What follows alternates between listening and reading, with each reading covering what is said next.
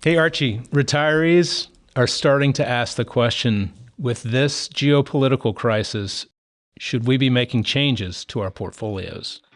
Well, Rob, it's a good question, and it's a big can of worms, so let's dive into it. Weekly wisdom to help you retire and stay that way.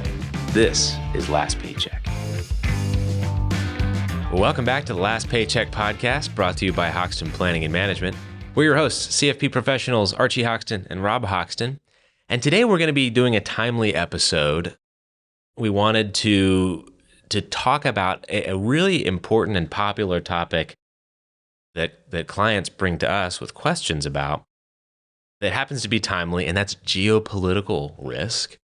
And what happens to the markets when we have major geopolitical events? And is this something that you should be losing sleep over? Should you be making big changes? Often that's the gut reaction.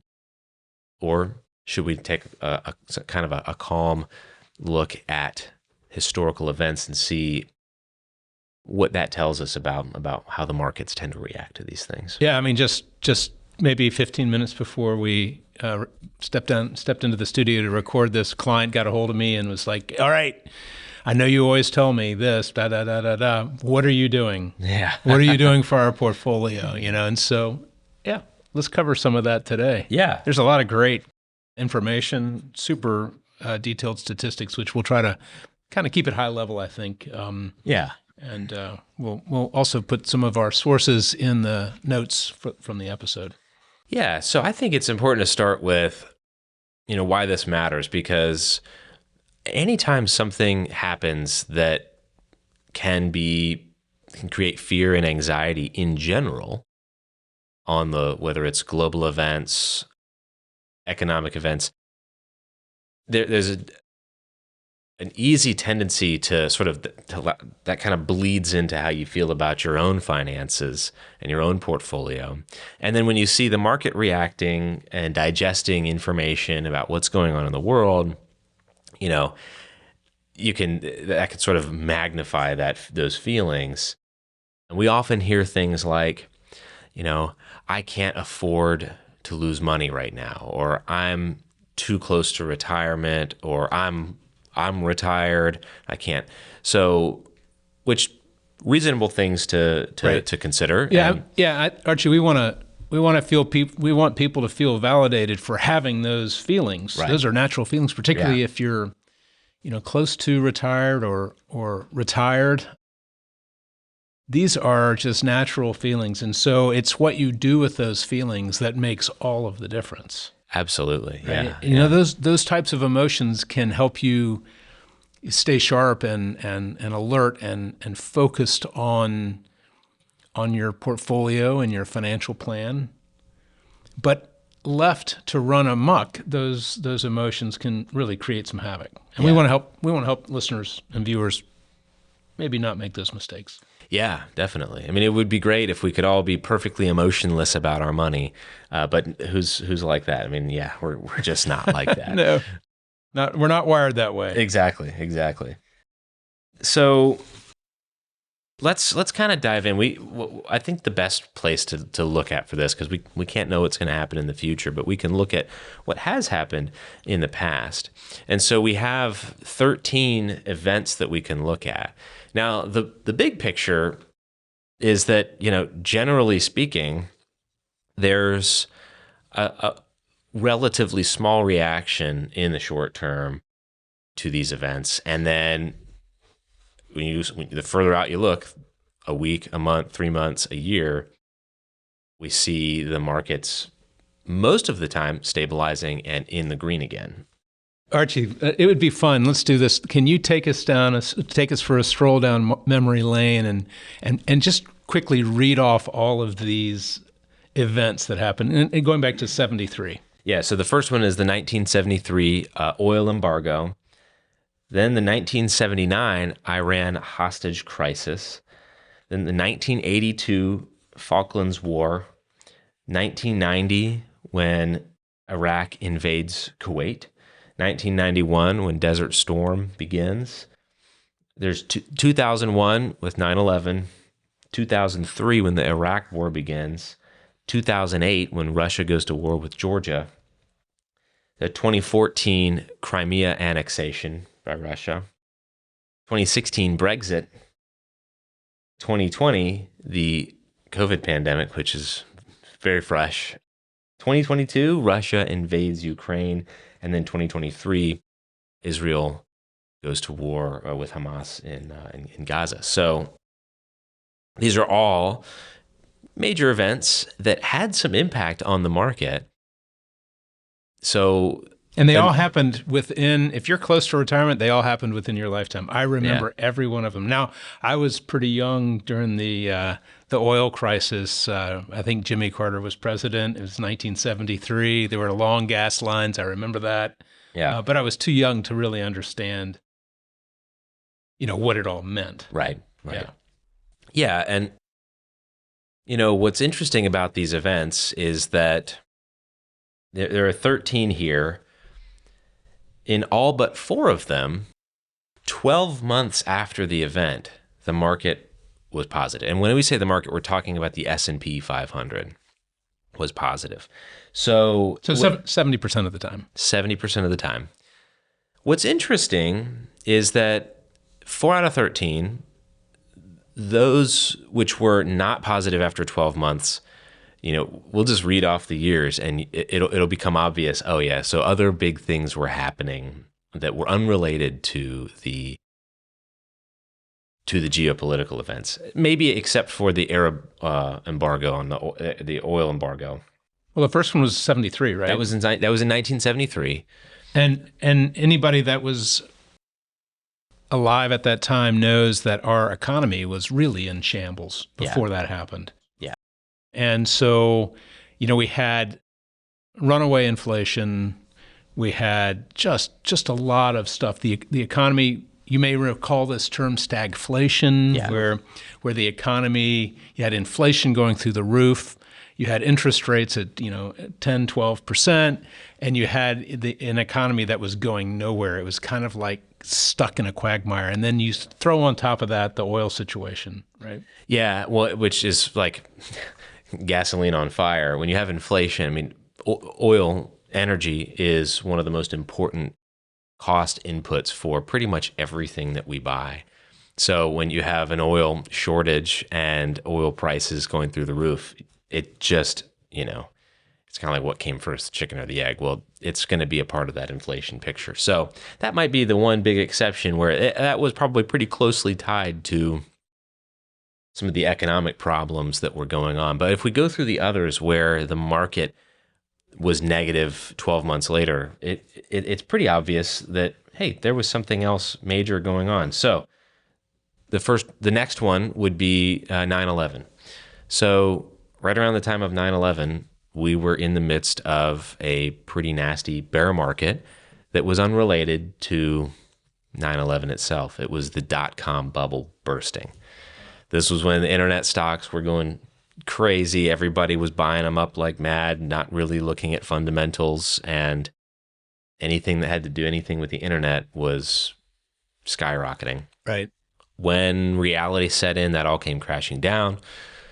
Right, that was happening right around the time when 9/11 happened. So the reason why 12 months later the market was down was because of a broader problem in the markets unrelated to the geopolitical event itself. The next one was the Russia-Georgia war, which happened in 2008. I missed that. Did they attack Atlanta or something?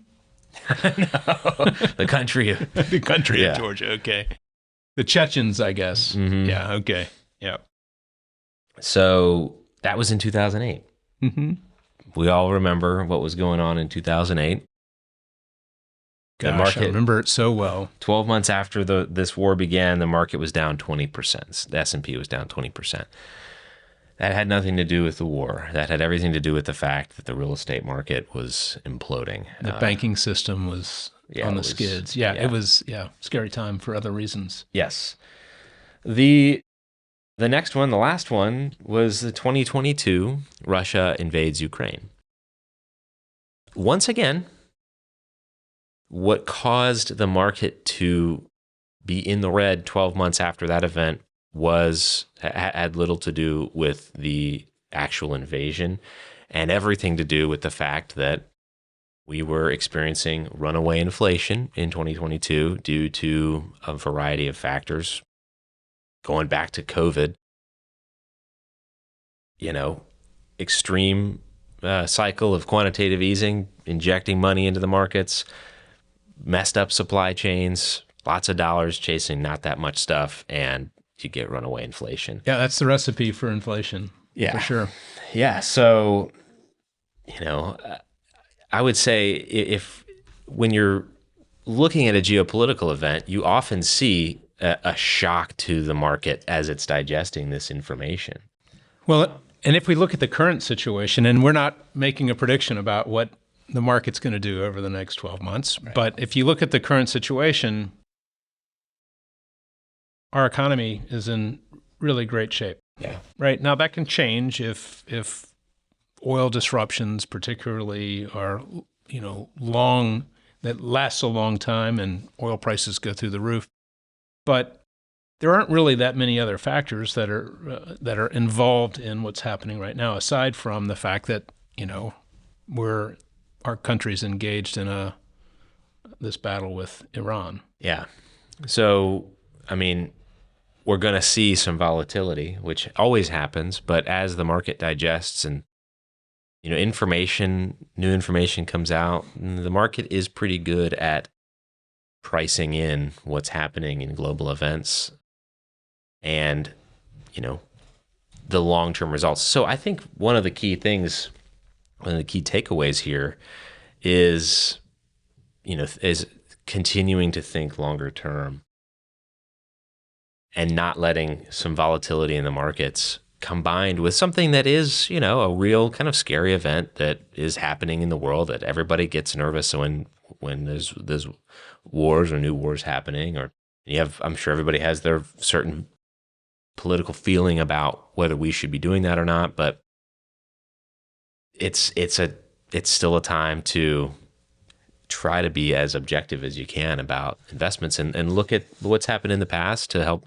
inform decisions about what to do next. So the temptation, that sort of 3 o'clock in the morning, I wake up, you wake up and you're thinking, oh my gosh, should I be doing something with my portfolio? That sort of situation, that sort of thinking, there's so much research that supports this, and we've done a couple of episodes on it as well, is that, trying to time the market or making a dramatic decision about your portfolio and acting on it almost always is the greater risk than what's actually happening in the markets, right? Definitely. There's a great Vanguard piece from Vanguard that we've quoted on occasion. Yeah, and this research has been done by, just about every major, investment institution. Essentially, what happens when you time the market? Well, you often, especially if it's around times of volatility, you often miss some of the most important trading days of the decade or of the year. And, in this study from Vanguard, you miss the best 25 days. It could cost you hundreds of thousands of dollars in the long run. It's not something, and there's an old Wall Street saying that's more money is lost waiting for the recession than in the recession. So, in other words, don't try to time these things. Don't jump in and out of the market because you're probably going to do more damage than if you had, let. Another great saying is that the market usually climbs the wall of worry. Yeah. Right. So you've got to keep these things in mind. You got to keep those emotions in check. It's fine to have them. It's natural. Yeah. But what you do with that is what makes this the biggest difference long term. Because, in the 08, 09 credit crisis, we were talking to clients and they were saying, "Get me out, get me out, get me out." Ultimately, some forced us to do that, and my feeling was that's money that has gone to money heaven. They will never see that again. Right. And it impacted the lifestyle that they had for the next 20, 30 years in retirement. It's just tragic. Right. Yeah. Yeah. There's there's a lot of ways to set yourself back financially. Taking a 10, 20, 30% haircut on your portfolio and then missing that ride back up is one of the worst. You could take decades off of your compounding. Let's be clear about this, though, that there are periods of time where the stock market doesn't perform all that well, those periods can be long. Yeah. And that's why having a well-devised financial plan, spending strategy, and portfolio structure is so important. And, it may be just as simple as having enough, safe money assets like money market funds and short-term high-quality bonds so that if the market does perform poorly for an extended period of time, you've got something that you can spend without taking massive losses in the stock part of your portfolio. So these are all things that you can address and should. Right. So that you don't have to act on those fearful emotions. Yeah, I mean, I think for folks who really struggle with, how they feel when stuff like this happens or when market events take place, having that bucket approach of short-term, intermediate-term, and long-term money can be really helpful in just having peace of mind and making good decisions, because you think, I've got 2 years worth of cash, or I've got, 5 or 6 years worth of cash in bonds. I don't need to be worried about what's going on with the stock market, because that money, I'm not touching that for a long time. So that can be a really helpful way to look at it. But anyway, we could keep going. Yeah, this is great stuff. If you're watching this or listening to it, and you probably know somebody who's worrying about this sort of thing. Yeah. I would say share this episode with them. Yeah, absolutely. And remember to subscribe and hit the bell for notifications. And we release new episodes every Wednesday, and some of our shorts come out more often than that. But leave us a comment if you have questions or you want to hear us talk about a specific topic. Leave us a comment. Share it with your family and friends, and we'll look forward to seeing you next time. You've been watching Last Paycheck, weekly wisdom to help you retire and stay that way. If you like this show, be sure to hit like and subscribe. Last Paycheck is available anywhere you get your podcasts.